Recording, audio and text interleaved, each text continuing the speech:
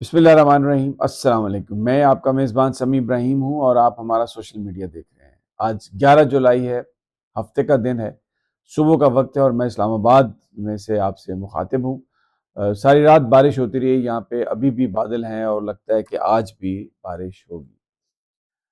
दो तीन बड़ी अहम खबरें हैं। एक तो ये कि पेट्रोल की कीमत में फिर 13-14 रुपए का इजाफा कर दिया गया। हालांकि अगर इंटरनेशनल मार्केट में हम उसका कंपैरिजन करें तो ये बिल्कुल इसका कोई जवाज़ नहीं है और ये लोगों की जेबों पर बोझ डालने के मुतरादिफ है। जो एक हुकूमत ने पॉलिसी इसलिए ये अपनाई हुई है कि कहीं पर कोई रिएक्शन नहीं है, कहीं पर कोई एहतजाज नहीं है, हुकूमत को किसी मुश्किल का सामना नहीं है। एक वो जारी करते हैं लेटर और कीमतें बढ़ा देते हैं। मैं आपको कंपैरिजन करके बताऊंगा कि ये नाजायज़ है जो कीमत आज बढ़ाई है हुकूमत ने, सिर्फ अपने अलल्ले तलल्ले पूरे करने के लिए, अपने अखराजात पूरे करने के लिए। दूसरी जानिब जो बलूचिस्तान से खबरें ये आ रही हैं कि वहाँ पर धरना ख़त्म हो गया क्योंकि जो लोग जो अगवा हुए थे वो उनको बाजियाब करवा लिया गया और 5 जो बॉडीज़ थी उनको धरना ख़त्म कर दिया गया, लोगों को दफना दिया गया, which is a good thing.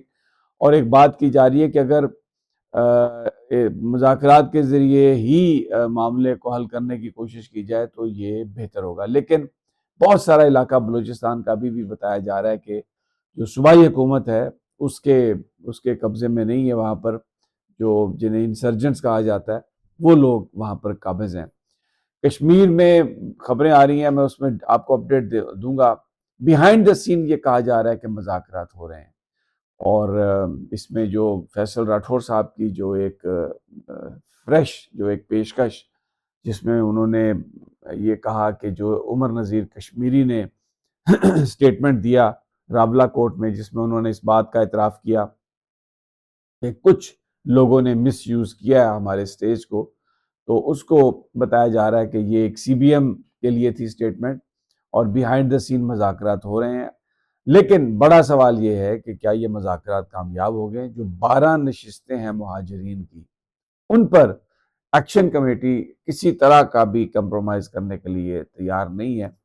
तो एक सूरत जो जिस पर इस वक्त बातचीत चल रही है वो ये है कि ये जो 12 सीट्स हैं इन पर इलेक्शन ना करवाया जाए, इनको होल्ड कर लिया जाए और जो वैली जो आज़ाद कश्मीर की सीटें हैं उन पर इंतखाबात करवा लिए जाएं और फिर जो असम्बली वजूद में आए, जो हुकूमत बने, वो फैसला करे कि उन सीट्स का क्या करना है। ये एक प्रपोजल जो है वो चल रही है जिस पर बातचीत हो रही है, लेकिन अभी कुछ पता नहीं है। धरने उसी तरह कायम है, एहतजाज उसी तरह कायम है, क्योंकि एक बड़ा सवाल लोग उठा रहे हैं। अगर इन महाजरीन की 12 नशिस्तों पर बात किए बगैर इन पर किसी सेटलमेंट के अगर एक्शन कमेटी ने एहतजाज मौखर किया तो जो उनकी सियासी साख है और मुस्तकबिल के हवाले से जो सियासी फैसले होंगे उस पर एक बड़ा सवालिया निशान आएगा और लोग फिर नहीं निकलेंगे अवामी एक्शन कमेटी की अपील पर जिस तरह अब निकले हैं। बिल्कुल उसका कंपैरिजन जो है वो जो तहरीक इंसाफ के 2-3 धरने हैं उनसे किया जा रहा है कि जब एहतजाज शुरू किया गया था इमरान खान साहब के लिए तो लोग हजारों की तादाद में आए थे, लेकिन अली अमीन गंडापुर जो उस वक्त केपीके के वजीर आला थे उन्होंने दोनों तीनों दफा उस जो भी वो 26 नवंबर हो या उससे पहले अगस्त सितंबर था, वो जो भी एहतजाज था उसका अंजाम जिस तरह से उन्होंने किया कि लोगों को लाके वो कहीं चाय पीने चले गए, कहीं वो बुशरा बीवी साहबा को लेके फरार हो गए और लोगों ने उसमें बड़ा सफर किया। तो उस वजह से अब लोग पीटीआई की क्यादत पर उस तरह से एतबार करके गालबन बाहर आने के लिए तैयार नहीं है। तो इसी तरह की सूरत हाल अवामी एक्शन कमेटी की भी बन सकती है। तो इसलिए अवामी एक्शन कमेटी के जो कायदीन हैं वो बहुत कॉन्शियस हैं और वो इस बात को अंडरस्टैंड करते हैं। उन्होंने ये बात वाजे की है कि ये जो भी एहतजाज है ये ना कोई किसी शख्स का ज़ाती एजेंडा है, ना ये कोई रॉ फंडेड है, ना इसको कोई इंडिया की सपोर्ट है, ना कोई और इसको बाहर से इसकी डोरियां हिला रहा है। ये लोगों के हकूक की जंग है और लोग चाहते हैं कि वो अपनी हुकूमत का फैसला खुद करें उनके ऊपर हुकूमत इम्पोज ना की जाए। तो ये जो उनका एक बुनियादी हक है उसके लिए ये एहतजाज कर रहे हैं। तो उसके लिए नहायत ज़रूरी है कि जो 12 सीट्स का मामला है वो इस तरीके से हल किया जाए। अगर मुज़ाकरात भी होने हैं तो उसको इस तरीके से लेके चला जाए कि उन नशिस्तों पर इंतखाबात ना हो। बहरहाल इंतखाबी मुहिम जो है वो मीडिया में ये तासुर दिया जा रहा है कि चल रही है, लेकिन दर हकीकत ये जो मखसूस नशिस्तें हैं जैसे पिंडी में है 3 है, तो यहाँ पर 8-10 हज़ार वोट हैं, तो यहाँ पर इज्तिमात किए जा रहे हैं और बातें की जा रही हैं। लेकिन आज़ाद कश्मीर के अंदर किसी भी सियासी जमात में इतनी हिम्मत नहीं है कि वो वहाँ पर इलेक्शन कैंपेन चलाए। अब ये खबरें फीड की जा रही हैं कि नवाज शरीफ साहब ने फैसला किया है, अफजल भट्ट साहब जो PFUJ के सदर भी हैं और कश्मीरी भी हैं, उन्होंने ये बात कही है कि अब नवाज शरीफ साहब दौरा करेंगे और वो जो कश्मीर के डिविजनल हेडक्वार्टर्स हैं वहाँ पर जाएंगे। और दूसरी जानब फरियाल तालपुर और बिलावल भुट्टो भी उन्होंने भी अपना प्लान चाकआउट किया है, वो भी करेंगे एहतजाजी इंतखाबी जलसे निकालेंगे।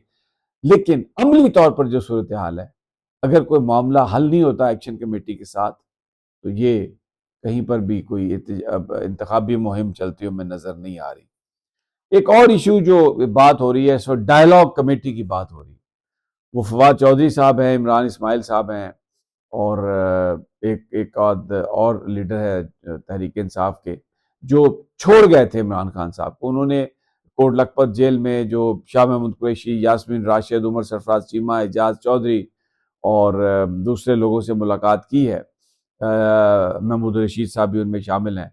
और फिर ये बयान दिया है कि जी कमेटी ने ये जो PTI के जो लीडरान हैं उन्होंने मायूसी का इजहार किया है महमूद खान अचकजई और राजा नासिर अब्बास पर और डायलॉग पर जोर दिया है।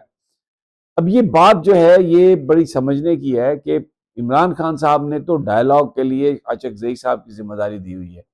तो ये जो कमेटी, जो डायलॉग कमेटी है, ये इनकी मुलाकातें भी हो रही हैं। डेफिनेटली ये गवर्नमेंट की सरपरस्ती में ये सब कुछ कर रहे हैं। तो इनके पास कोई मैंडेट ऐसा नहीं है इमरान खान की तरफ से कि ये कोई गुफ्तगू करें। तो इसलिए ये चाय की प्याली में एक तूफान की वो एक तूफान बर्पा करने की मानद है। और जो कोट लखपत में जो कायदीन है वो डेफिनेटली सजेस्ट कर सकते हैं, लेकिन फाइनल जो फैसला है वो इमरान खान साहब ने करना है और इमरान खान साहब के साथ किसी की कोई एक्सेस नहीं है। और ये कहना कि अब जो महमूद खान अचकजई का और राजा नासिर अब्बास मुज़ाकरात उनकी कोशिशें नाकाम हो गई हैं, तो अब कोई और PTI के भी हाथ पर मुज़ाकरात करे, इसको कोई ना मानने के लिए तैयार होगा, ना इसकी कोई लेजिटिमेसी होगी। और अभी जो ईरान और अमेरिका की जो जंग है उसके हवाले से ताज़ा तरीन जो आ रही है कि शायद स्विट्ज़रलैंड में एक दोबारा नया राउंड होगा। इजाज़त दीजिए मुझे अगली वीडियो तक, इंशाल्लाह आपसे जल्द मुलाकात होती है। अल्लाह निगहबान।